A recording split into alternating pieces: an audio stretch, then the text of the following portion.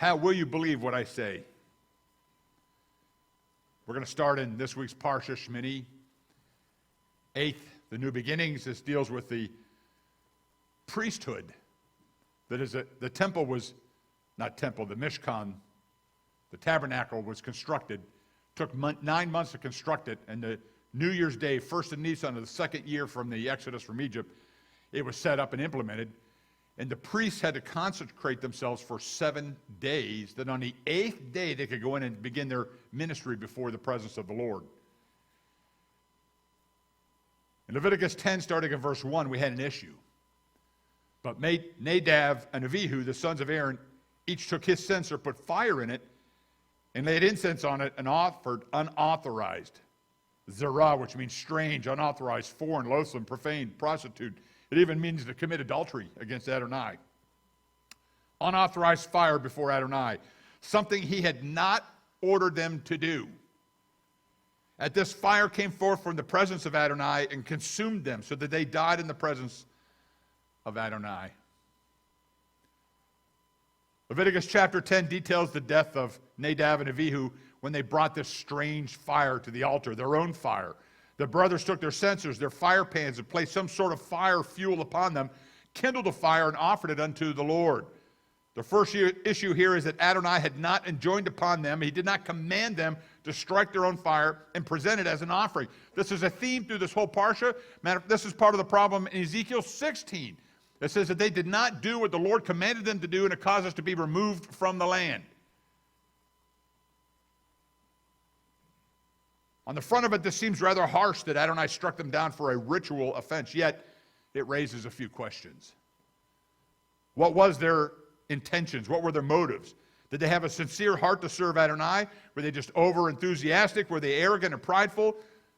Maybe they're a little young and impatient for Moshe and Aaron to die and move on, to get out of the way so they could then take charge. We don't know because it's not recorded. The first point we learn from the story of these two high priests is this: the only legitimate worship is what's prescribed by Adonai through his word. This isn't just a minor ritualistic rite here. They were the sons of Aaron. They were set apart to minister unto Adonai, which is carried out, is done through biblically prescribed worship, not lone wolf tactics in approaching God or man-made, man-centered worship.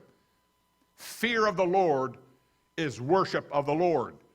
True worship is sacrificial obedience. Shmuel said, does Adonai take as much pleasure in burnt offerings and sacrifices as in obeying what Adonai says? Surely obeying is better than sacrifice, and heeding orders than the fat of rams, in 1 Samuel 15. Yeshua confirmed this is what Father wants in John 4, verse 23.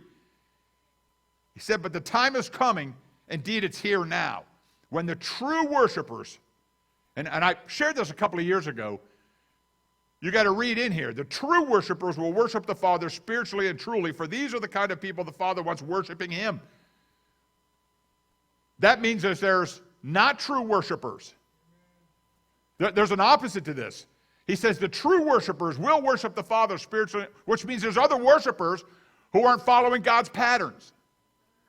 Nadab and Abihu didn't just overstep a little and go too far in a misguided piety that acted in total disregard for Adonai and his commands and mitzvahs. God had previously revealed that his divine presence alone would ignite the altar fire and consume the sacrifice, not a man-made fire. The descent of his holy fire would signal his acceptance of the people's offerings, devotions, and sacrifices to him. That pattern was established in the previous chapter, Leviticus 9. As Aaron and his sons were consecrated according to God's order for 7 days, they were then allowed to minister to God on the 8th day.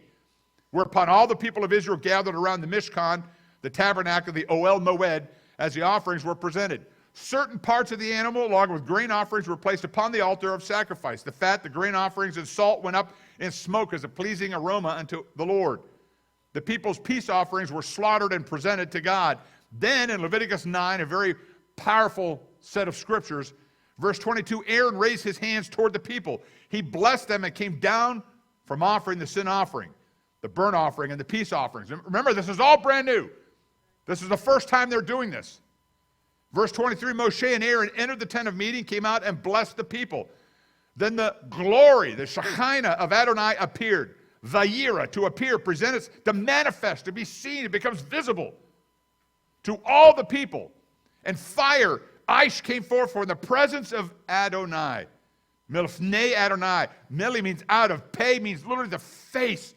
The fire came out of the face, the presence of God himself, consuming the burnt offering and the fat on the altar. And when the people saw it, they shouted and fell on their faces. Very profound, divine, supernatural moment. Holy fire comes out from the face of God and consumes the sacrifice.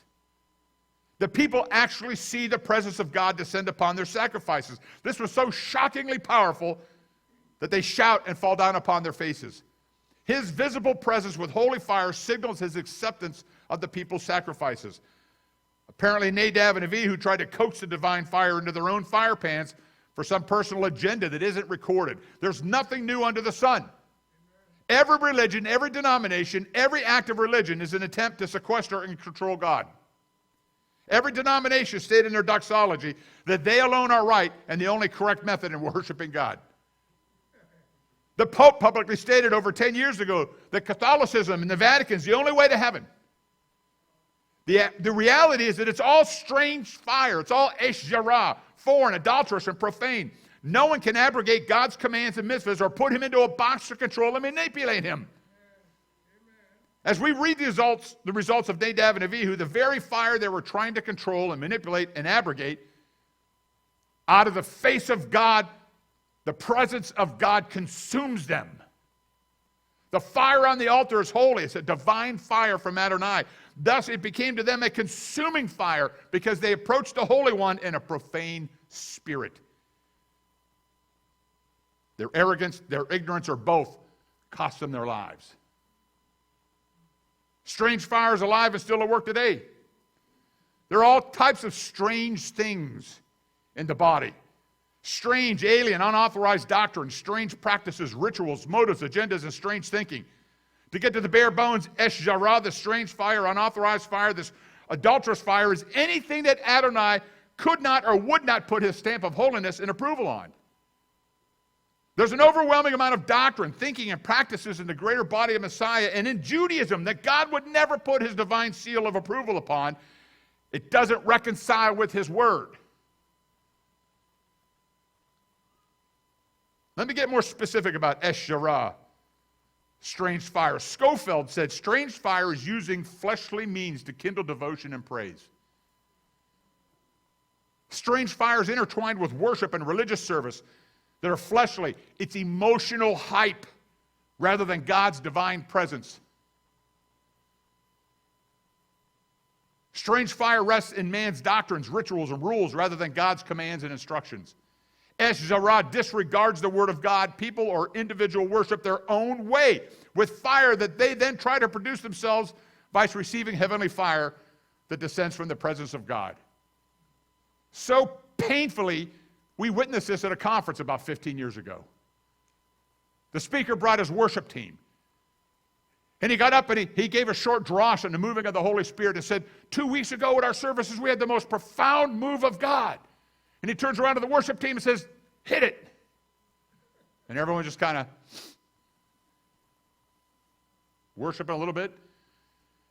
And the speaker starts getting irritated. Come on, come on, come on. Enter into the presence of God. Nothing's happening. And then he begins castigating the audience. You're not participating.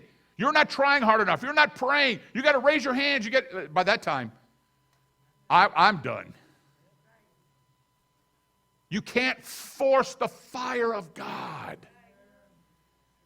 We can't do it through emotional hype. We can't do it through replication. What we did this time and the Spirit fell, it doesn't work the next time. Sometimes it does. But there are certain areas that we must follow God's commands and instructions that will give us the possibility to have his fire fall. Strange fire is counterfeit grace. It's the hyper love. It's counterfeit worship and counterfeit doctrine, such as replacement theology, supersessionism, and even anti-Semitism, which is the result of replacement theology. Yeshua said in Mark 7, you've made a fine art of departing from God's commands in order to keep your own traditions. We offer Eshjarah, strange fire, when our actions, motives, pride of flesh abrogate God's commands and fail to glorify Adonai in holiness and trembling fear. We have another profound example of this in Jeroboam. He was one of Solomon's administrators. But a prophet, Ahijah, Adonai would give him a reign over 10 tribes through this prophetic word of this prophet. In 1 Kings 11, starting at verse 28, now this Yerovam, was a strong, energetic man. And Shlomo, the king, seeing how serious the young man was, made him supervisor over all the work being done by the tribe of Joseph. Once during this period, when Jeroboam had gone out of Jerusalem, the prophet Achiah from Shiloh spotted him traveling. Achiah was wearing a new cloak, and the two of them were alone in open country. Achiah took hold of his new cloak that he's wearing and tore it into 12 pieces. Then he said to Jeroboam, take 10 pieces for yourself, for here is what Adonai, the God of Israel, says. I'm going to tear the kingdom out of Shlomo's hand, and I will give 10 tribes to you. But he will keep one tribe for the sake of my servant David, and for the sake of Jerusalem, the city I've chosen from all the tribes of Israel. I will do this because they have abandoned me and worshipped Ashtaroth, the goddess of the Zidonai, Chemosh, the god of Moab, and Milcom, the god of the people of Ammon. They haven't lived according to my ways, so that they could do what was right in my view and obey my regulations and rulings as David, his father, did. Through Solomon's son, Rehoboam, and we know he rebelled against the sage advice of the gray hairs, but really God had announced that he's going to take the kingdom and divide it because of Solomon's sins, because they had abandoned Adonai, worshiping Ashtaroth, which is the principal female deity of the Phoenicians, worshipped in war and fertility, also known as Ishtar. Sound familiar? This will be everywhere. It's already started on the commercials. That's the source of Easter. That's why the eggs and the rabbits. It identifies with fertility. The Greeks and Romans noted as Astarte. Chemosh, the national deity of the Moabites and god of the Ammonites, also identified as Baal Peor, Baal Zebub. And Mars and Saturn, which the festival of Saturnus is on December 25th. And Milcom, the god of the Ammonites, and Phoenicians, to whom some Israelites sacrificed their infants in the valley of Hinnom, also known as Molech. Today you know that as abortion. Worship of all these false gods were introduced into Jerusalem by Solomon through all these numerous foreign wives he obtained, which God says specifically not to do. God said, don't acquire too much wealth. Solomon garnered all this wealth, gold and silver. He said, don't buy your horses from Egypt. Solomon went right to Egypt and bought all the finest horses possible. And the Lord said, don't have too many foreign wives because of their gods. He went out and married all these foreign women. When you come to Jerusalem, you see the hill of deception, the hill of defilement, where all these altars to all these gods for Solomon's wives were built. But Adonai promised to give Jeroboam a dynasty as lasting as David's, as long as he obeyed him and not fall into idolatry and apostasy. Get this in 1 Kings 11, verse 38. He's speaking directly to Jeroboam. Now, if you will listen to all that I order you, live according to my ways and do what is right in my view, so that you observe my regulations and mitzvah, as David my servant did, then I will be with you. And I will build you a lasting dynasty as I built for David, and I will give Israel to you. What a covenant promise. Jeroboam's reign could have been like David. The scepter never depart, right? David was a man after God's own heart. God's making an offer to Jeroboam. If you do these few things, you'll be like David. This whole concept was supposed to humble David's descendants, according to 1 Kings 11:39, by splintering their kingdom. It would have put a desire to reunify and bring it back. It never happened until May 14th, 1948. But the Lord allowed David's lineage to keep the city of Jerusalem where the temple of Adonai stood. But instead of obeying Adonai, Jeroboam led Israel into apostasy through blatant rebellion against God, directly disobeying Adonai's orders and instructions of 1 Kings 11:38. In fact, Jeroboam is remembered throughout the books of Kings as the one who made Israel sin.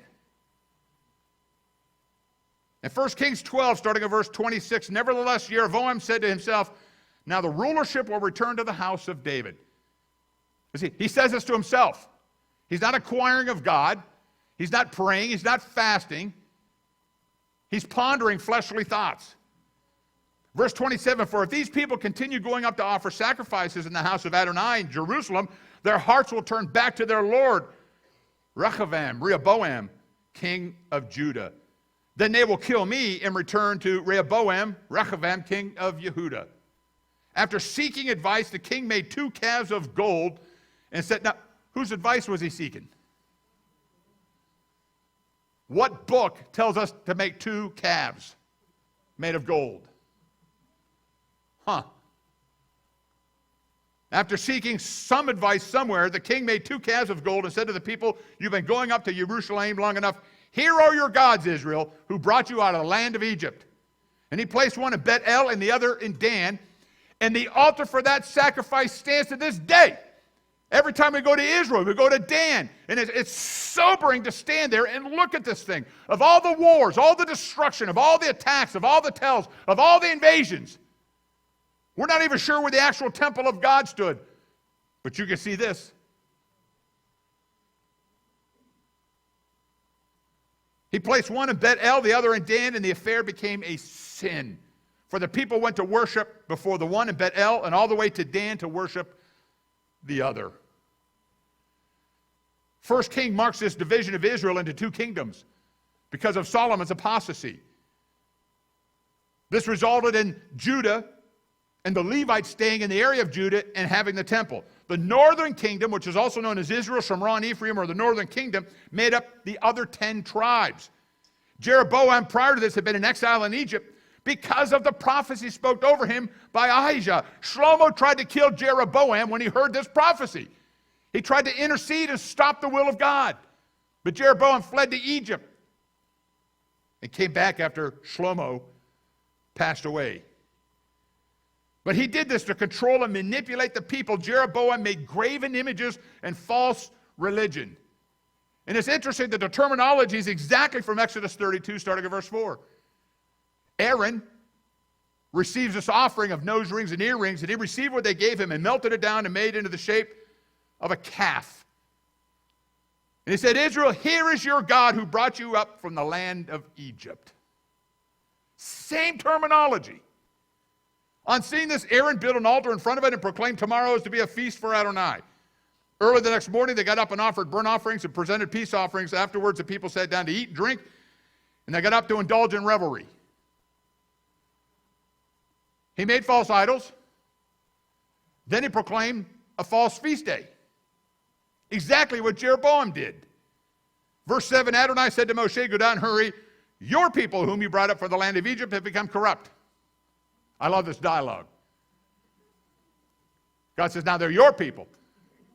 And Moshe comes back and says, no, they're your people. And God said, I'm going to destroy them all. And then Moses does a very interesting thing. He says, he intercedes for them. He says, Lord, the nations will think that you brought them out here to destroy them, and your name will be sullied. Moses said, blot my name out of the book of life and spare Israel. And God said, no, I will blot out the names of those who have sinned. And you know the rest of the story. Destroyed it, turned it into dust, made them drink it, and the ground opened up, and quite a few of them were swallowed. Verse 8, he says, so quickly, the Lord says, have they turned aside from the way I ordered them to follow. They have cast a metal statue of a calf, worshipped it, sacrificed to it, and says, this is the God who brought you out of the land of Egypt. Adonai's words, so quickly have they turned. It reveals that people, humans, are predisposed to do their own thing. As recorded in the last chapter, or the last verse of Judges, at that time there was no king in Israel, and a man simply did whatever he thought was right. We live in days like this. In order to control the people and keep them from going to Jerusalem and the temple of Jeroboam, he instituted false idolatrous worship. He made graven images. He made up his own holy days and set up a false priesthood. He rebelled against Adonai's specific instructions, turning Israel away from Adonai ordered them to follow.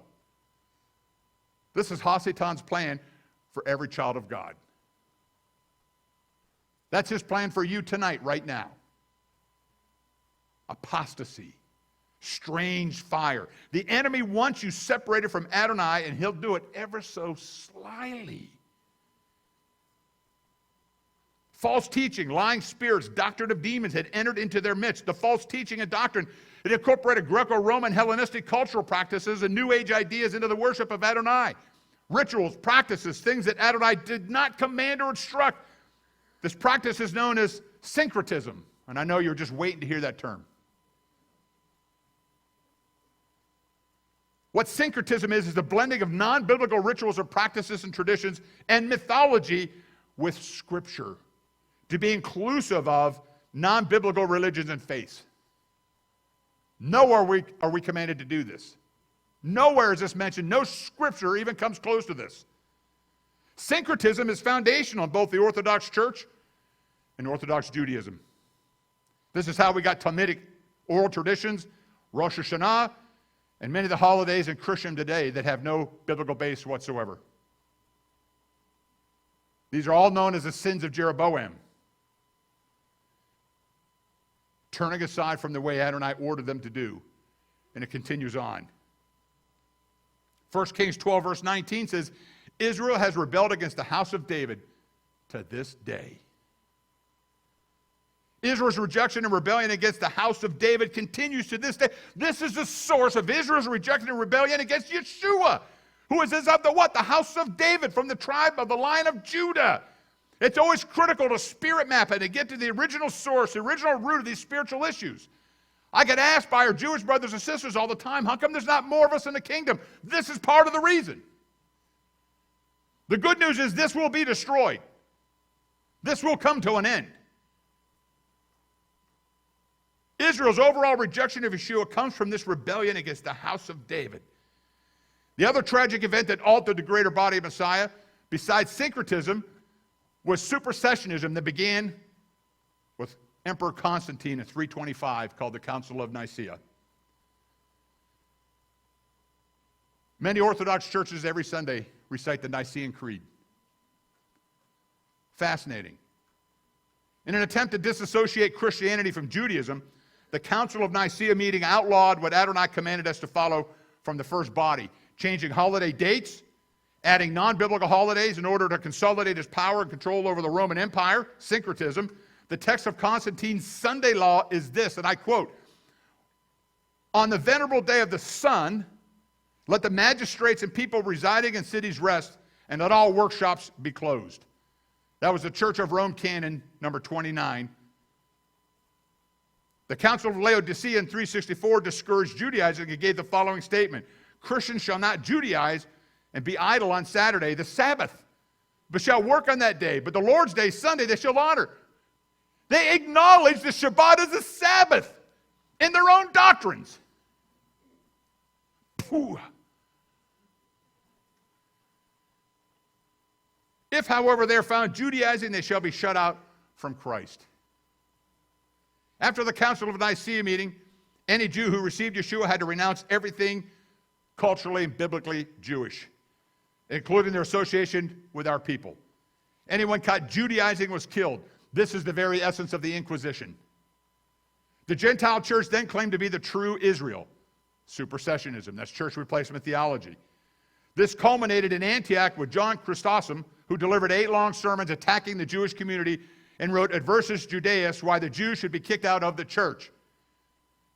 Which, believe this or not, every once in a while I get this sent to me anonymously. Pastors don't have enough to do. But you have to understand, this is a significant source of anti-Semitism found in the church today. What this really is the implementation and practice of man-made religion, replacing Adonai's commands, instructions, and mitzvahs with man's. It's the sins of Jeroboam. The Council of Nicaea in 325 completely severed the body of Messiah from its Jewish-rooted olive tree in Romans 11. Last week, as we were in California, Rebitson and I were with Dr. Washington at a profound pastors' conference, 120 pastors and their spouses. And Dr. Washington went to Wheaton Theological Seminary, which is one of the most premier theological seminaries in the country. And he took an elective on the book of Romans.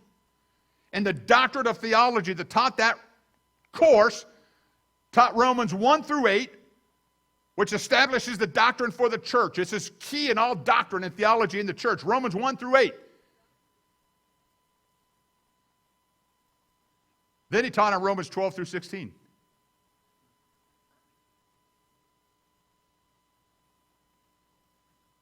Stunning. The core of that book, we just did a year-long tour study on it. Chapter 9, 10, and 11 is the key essence. It's a Jewish-rooted olive tree. Paul cries out his prayer, by prayer to God, my heart's desire is that all Israel would be saved. Is God done with Israel? Heaven forbid, he said in Romans 11. They don't want you learning this because it doesn't reconcile to replacement theology. So rather than deal with it, we do the same thing in Judaism. I was with Sid Roth in St. Petersburg and had the rabbi of all Russia look us right in the eye and tell us Isaiah 53 is not a part of approved scripture. Because any Jewish person who would read Isaiah 53 would have an epiphany moment. Yeshua's the Messiah. It's on both sides of the fence, see?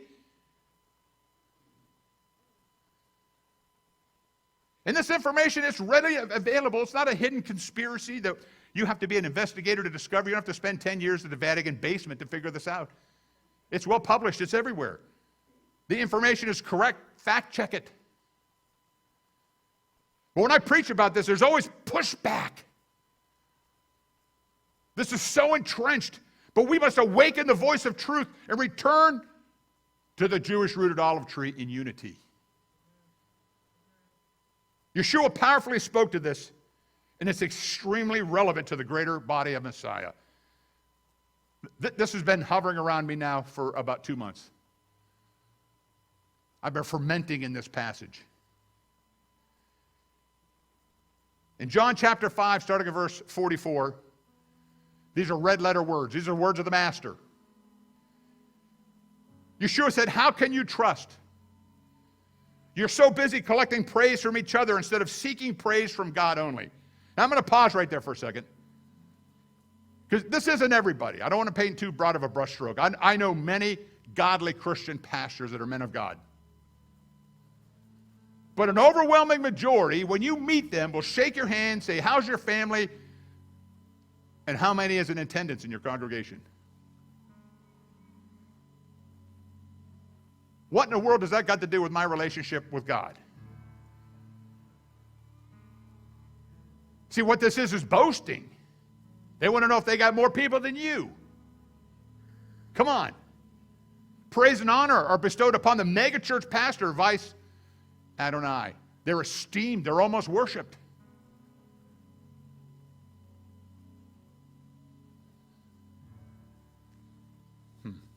Verse 45, but don't think that it is I who will be your accuser before the Father. Yeshua looks at them and he says, you know who will accuse you? Moshe, the very one you have counted on.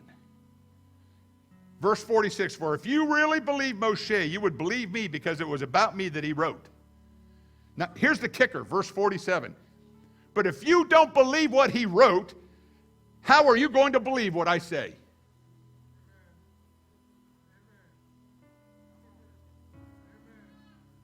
I've dealt with that head on for 22 years. Besides sending me Adversus Judaeus, I got all kinds of pastoral notes sent to me that some pastors preaching at some pulpit somewhere that this is done away with, that's nailed to the cross. And I go right back to Matthew 5, 7. You know it so well. Starting at Matthew 5, verse 17, Yeshua said, I've not come to do away with one jot or one tittle of the Torah. And anyone who teaches otherwise will be least in the kingdom of heaven. Oh, but Galatians 5 says it. Yeshua said this. Oh, but in Philippians, Yeshua said this. So if you read something and you have a different understanding than what he said in Matthew 5, the Bible's not the problem. See, because if you don't believe what he wrote, how are you going to believe what I say? It's a common problem in the greater body today. Obedience isn't legalism, it's a sign of salvation. Today's complacency, which means unawareness of actual dangers or deficiencies, is tomorrow's captivities. These errors, all these things we've talked about, the sins of Jeroboam, he didn't destroy Israel in 10 years after it started. It was hundreds of years. In fact, almost 400. God is long suffering. but he's not forever suffering. And the greater and longer the apostasy goes, the more and more the anger of God begins to build. And in our case, read through our history. It cost us removal from the land twice.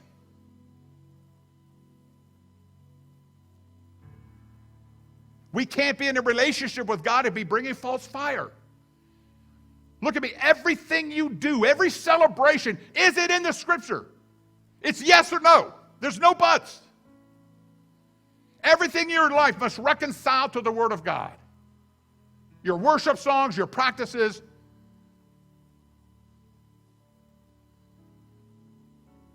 Today's complacency is tomorrow's captivity. Yeshua came to set the captives free. To be part of the kingdom, one has to be willing to live set apart from the world and to follow the Lord the way He instructed us to. This is why we struggle with Jewish salvations. This is why we struggle so hard with the one new humanity of Ephesians chapter 2. We can't believe and trust what Yeshua is saying because most people don't believe what's written about Him in the Torah and the Tanakh. If we don't believe what Moshe wrote, how can one believe what Yeshua is saying? In fact, this is why Yeshua has to remain in heaven until the time comes for restoring everything. As God said long ago when He spoke to the prophets in Acts 3 verse 21, His return is hindered until we get this straight.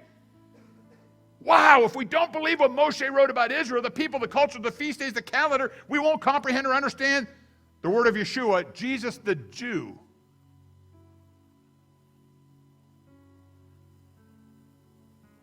And He Himself saved the last argument that would be the most meaningful. His messiahship is based upon the messianic prophecies written in Torah. That the ruler's staff of Shiloh would come from Judah, Genesis 49:10. A scepter will arise in Numbers 24:17. And the prophet who Adonai will put his words in his mouth in Deuteronomy 18, verses 15 through 18. Yeshua states he won't make an accusation because Moses has already done it. If you don't believe what he wrote, how are you going to believe what he says? That's profound. Let's stand. Abba, Father, in Yeshua's name, we humbly yet boldly come before you this evening to tear down and destroy these sins of Jeroboam, to completely remove strange fire. Father, I'm praying for every person that's in here this evening, that every spark, every flame of Eshzarah, of strange fire would be removed from them, from their minds, from their reasoning, from their hearts, Father God, from their spirits, from their soul. Oh God, purify us from the throne room. That we can tear down the doctrines of separation and truly become the one body you desire of us, oh God. Doctrines are what divide us racially. Doctrines are what divide Jew and Gentile. Doctrines is what has created denominations. None of it in your word.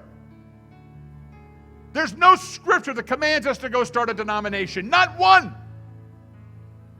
And yet, here's your body today filled with strange fire. Father, I'm asking for forgiveness. I'm asking for your grace and mercy upon us one more time. Bring revelation. Pour out your Spirit upon us that we may experience a true, profound biblical awakening, that the body will be prepared for the return of the groom, that the bride will be ready. Not a Messianic synagogue, not a church, but the bride. That's what your word says. Prepare us right now, Abba Father, and bring healing to these scars of strange fire. In Yeshua's mighty name we pray. Amen and amen. Pause 2 more seconds as we recite the Aaronic benediction, placing God's ineffable name upon each and every one of you.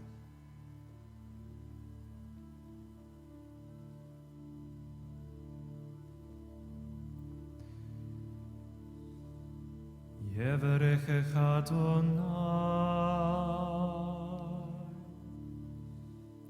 ve'yishmerecha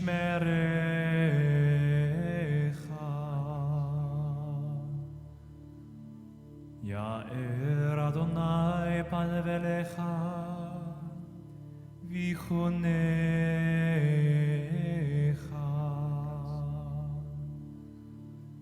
Yisa Adonai banevelecha veyasim lecha shalom. The Lord bless you and keep you. And the Lord shine his face toward you and be gracious unto you. The Lord lift up his face toward you and give you peace. Shabbat shalom.